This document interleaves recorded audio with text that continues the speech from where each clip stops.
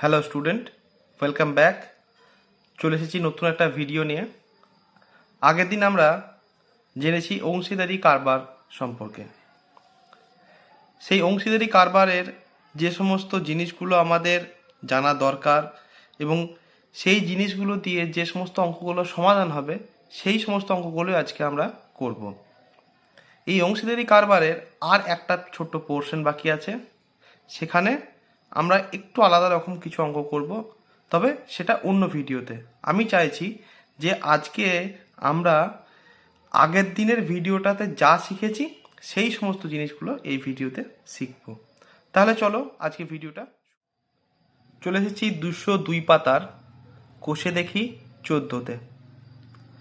আমরা আগের দিন যে সমস্ত জিনিসগুলো জেনেছিলাম সেই সমস্ত জিনিস দিয়ে যে সমস্ত অঙ্কগুলো সমাধান হবে সেগুলো আগে করে দেখব।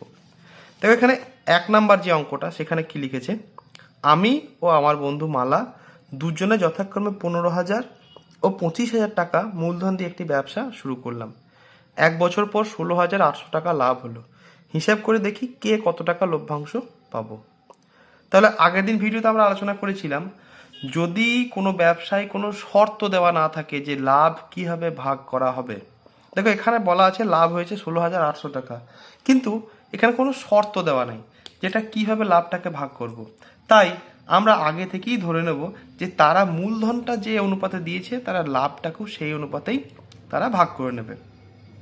তাহলে অঙ্কটা করব কি করে? প্রথমে আমাদের কাজ হবে তাদের মূলধন অনুপাতটা বের করে নেওয়া। দেখে নাও আমি কীভাবে মূলধন অনুপাতটা বের করছি।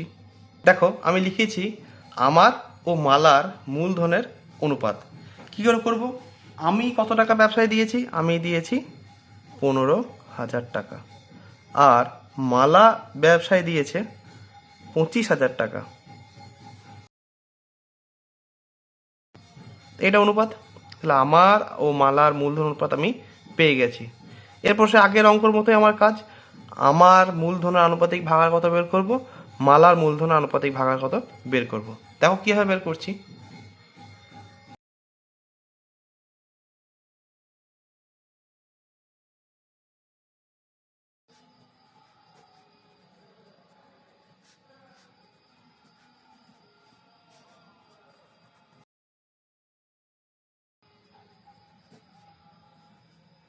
আমার মূলধনের আনুপাতিক ভাগার কত এবং মালার মূলধনের আনুপাতিক ভাগার কত।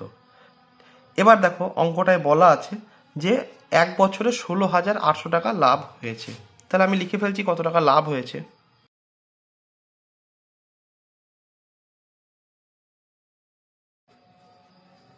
16,800 টাকা। এবার এই লাভটা তারা অবশ্যই মূলধন অনুপাতে ভাগ করে নেবে। তার কারণ হচ্ছে অঙ্কটাতে কোনো রকম কোনো শর্ত দেওয়া নেই।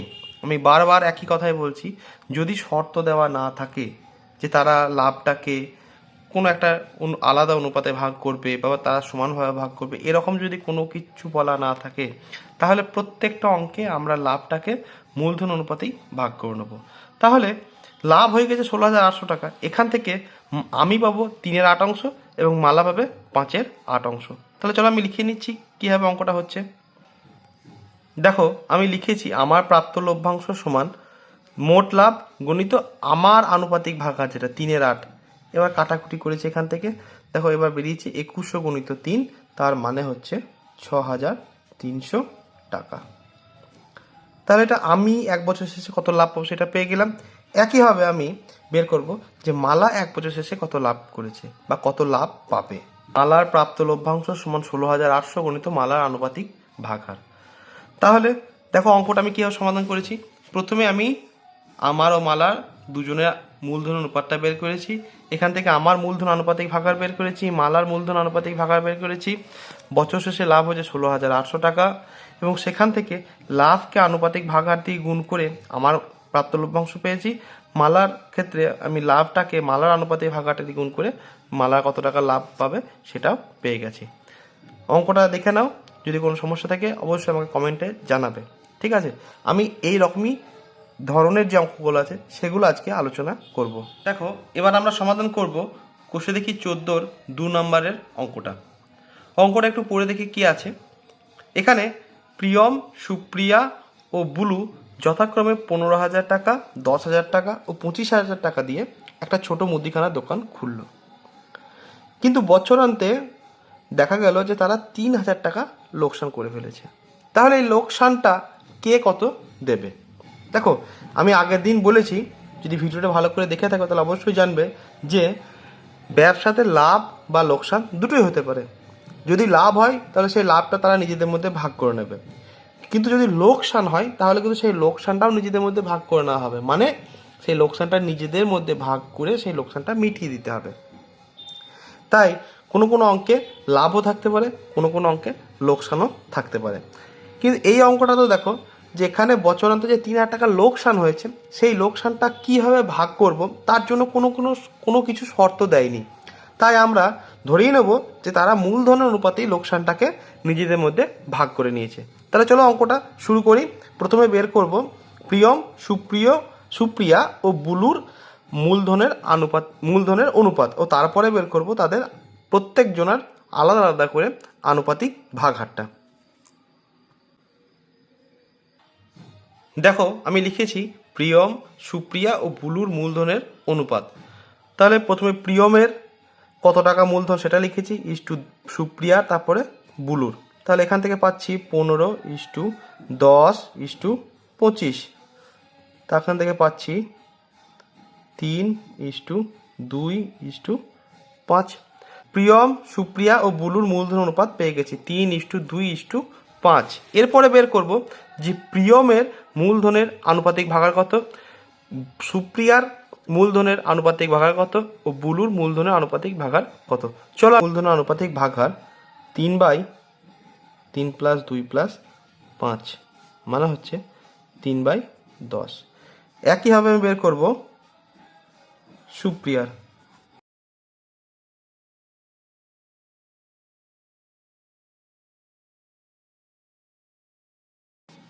এবার বের করব বুলুর। এবার বছর শেষে কত টাকা লোকসান হয়েছে, তাহলে অতএব মোট লোকসান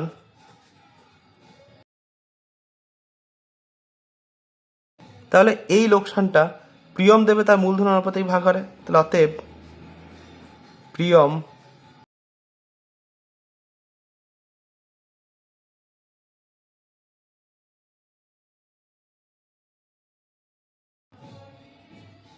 দেখো, প্রিয়ম লোকসান দেবে 3,000-এর 3/10 টাকা। তার মানে হচ্ছে মোট লোকসানের তার আনুপাতিক ভাগ হারটা। তাহলে সেখান থেকে পাচ্ছি 300 × 3 = 900 টাকা। তাহলে প্রিয়ম লোকসান দেবে 900 টাকা। তাহলে চলো বাকিগুলো আমি করে নিচ্ছি, তোমরা দেখে নাও এখান থেকে। বাকিটা করেছি। সুপ্রিয়া লোকসান দেবে 3,000-এ তার আনুপাতিক ভাগ হার, অর্থাৎ 2/10, মানে 3,000 × 2/10 টাকা। বুলু লোকসান দেবে 3,000-এর 5/10 টাকা। তাহলে এখান থেকে পাচ্ছি প্রিয়ম লোকসান দেবে 900 টাকা, সুপ্রিয়া লোকসান দেবে 600 টাকা এবং বুলু লোকসান দেবে 1500 টাকা। আশা করি অঙ্কটা বুঝতে তোমাদের কোনো সমস্যা নেই। যদি সমস্যা হয় তাহলে অবশ্যই আমাকে জানাবে, আর ভিডিওগুলো যদি ভালো লেগে থাকে অবশ্যই ভিডিওগুলোকে লাইক করবে। শুরু করব আমি 3 নম্বরের অঙ্কটা। যদি 2 নম্বরের অঙ্কটা কারোর কোনো বুঝতে অসুবিধা থাকে তাহলে অবশ্যই আমাকে কমেন্টে জানাবে, আমি সেই উত্তরগুলো আমি অবশ্যই দেওয়ার চেষ্টা করব। তাহলে চলো পড়ে দেখি 3 নম্বর অঙ্কটায় কি বলছে।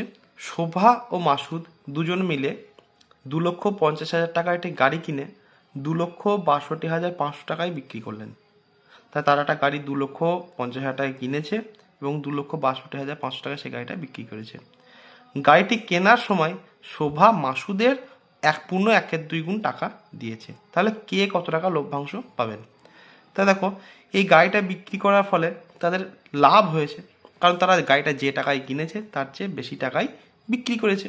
তো সেই লাভটা তারা কীভাবে ভাগ করে নেবে? মূলধন অনুপাতে। কিন্তু এখানে জিনিস দেখো, এখানে কিন্তু মূলধন বলা নেই। কি বলা আছে? গাড়িটি কেনার সময় শোভা মাসুদের 1.1 গুণ টাকা দিয়েছে। তাহলে কে বেশি টাকা দিয়েছে? শোভা টাকা দিয়েছে। কার থেকে? মাসুদের থেকে। মাসুদের 1.1 গুণ টাকা। তাহলে চলো অঙ্কটা কীভাবে করা হয় সেটা এবার দেখে নাও। কে কত টাকা মূলধন দিয়েছে সেটা আমাকে বলা নেই, তাই আমি অঙ্কটা পড়ে বুঝতেই পারলাম যে শোভা মাসুদের থেকে বেশি টাকা দিয়েছে। কত টাকা দিয়েছে? 1.1 গুণ টাকা। তাই আমি প্রথমেই ধরে নেব যে মাসুদ টাকা দিয়েছে একাংশ, সেখান থেকে শোভা কত টাকা দিয়েছে সেটা আমি বের করে নেব। দেখো আমি এখানে লিখেছি মাসুদ টাকা দিয়েছে এক অংশ আর শোভা টাকা দিয়েছে এক অংশের 1/1/2 এত গুণ, মানে এত অংশই লিখি, এটা এত অংশ, তার মানে হচ্ছে 1/1/2 অংশ, অর্থাৎ 3/2 অংশ। তাহলে মাসুদ টাকা দিয়েছে এক অংশ, শোভা টাকা দিয়েছে 3/2 অংশ। এবার আমি তাদের মূলধন অনুপাতটা বের করে নেব। এখানে লিখেছি মাসুদ ও শোভার মূলধন অনুপাত 1:3/2। তাহলে এই যে অঙ্কটার বা এই যে অনুপাতটার বাঁ দিকটাতে আমার 3/2 আছে, একটা ভগ্নাংশ, তাই আমি তো মূলধন বা আমি তো অনুপাতকে ভগ্নাংশে রাখবো না, পূর্ণ সংখ্যা নিয়ে আসবো। তাই করব কি, এই যে ভগ্নাংশ তার নিচে যে হর আছে সেই হরটা দিয়ে আমি দুই দিকে গুণ করব। তাহলে লিখবো 1/2 অনুপাত 3/2 গণিত 2। তাহলে এখান থেকে আমি পাচ্ছি 2:, এই দুই কাটাকাটি হয়ে যাচ্ছে, সেখান থেকে আমি পাচ্ছি 3। তাহলে মাসুদ ও শোভার মূলধন অনুপাত আমি পেয়ে গেছি। মাসুদ ও শোভার মূলধন অনুপাত কত? 2:3। তাহলে এরপরের আমার কাজ হচ্ছে মাসুদের মূলধনের আনুপাতিক ভাগার কত, আর তারপরে কাজ হচ্ছে শোভার মূলধন আনুপাতিক ভাগার কত। দেখো আমি এখানে লিখেছি মাসুদের মূলধন আনুপাতিক ভাগার, তার নিচে লিখেছি শোভার মূলধনের আনুপাতিক ভাগার। মাসুদের মূলধন আনুপাতিক ভাগার হচ্ছে 2/2 + 3, মানে 2/5 অংশ, আর শোভার ক্ষেত্রে হচ্ছে 3/2 + 3, মানে 3/5, এই দুটো। এরপরে কাজ হচ্ছে তারা গাড়িটা যে কিনেছে, সে গাড়িটা যে বিক্রি করেছে, তারপরে তাদের লাভ হয়েছে না লোকসান হয়েছে সেটা দেখা। দেখো যেহেতু গাড়িটা 2,50,000 টাকা কিনে 2,62,500 টাকা বিক্রি করেছে, অর্থাৎ কেনার থেকে বেশি দামে বিক্রি করেছে, তাই গাড়িটাতে তাদের মানে গাড়িটা বিক্রি করার ফলে তাদের লাভ হয়েছে। তাহলে গাড়িটা বিক্রি করে কত লাভ হয়েছে সেটা আমরা এবার লিখে নিচ্ছি। গাড়ি বিক্রি করে লাভ হয়েছে 2,62,500 টাকা বিয়োগ 2,50,000 টাকা, অর্থাৎ 12,500 টাকা। এই 12,500 টাকা তারা এই মূলধন অনুপাতে ভাগ করে নেবে।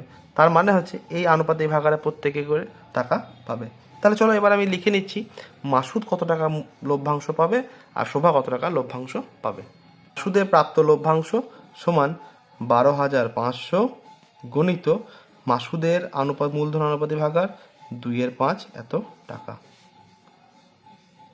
তো এখান থেকে যদি এটাকে আমি ভাগ করি তাহলে পাচ্ছি 2,500 টাকা, অর্থাৎ 2,500 × 2 মানে হচ্ছে 5,000 টাকা।